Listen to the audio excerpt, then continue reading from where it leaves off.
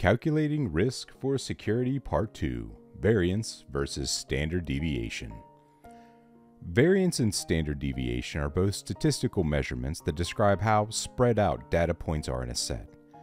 Variance is a measure of how far each data point is from the mean and from every other number in the set. It's calculated by taking the difference between each point and the mean, squaring the differences, and dividing the sum of the squares by the number of values in that data set.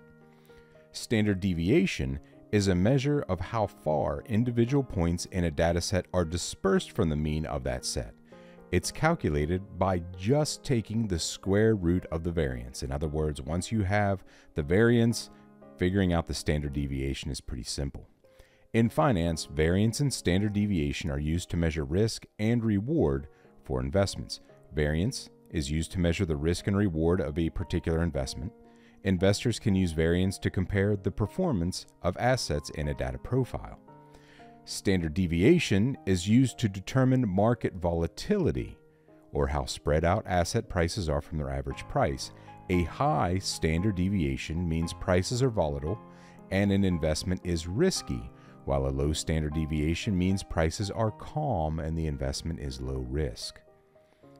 The standard deviation is calculated by taking the square root of the variance. In order, the steps are: calculate the mean. We're going to add all the data points and divide by the number of data points. We're going to calculate the variance. Subtract each data point from the mean. Then we're going to square the variance. Then we're going to add the squared variances, add all those squared numbers together. Then we're going to divide by the number of data points minus 1. We're going to divide the sum of squared variance by the number of data points minus 1. Finally, we're going to take that square root. Take the square root of the variance to get the standard deviation. Again, standard deviation is a measure of how consistent returns are over time. Variance is frequently used as a stepping stone, as you've just observed, to finding the standard deviation of a data set rather than a measurement of its own.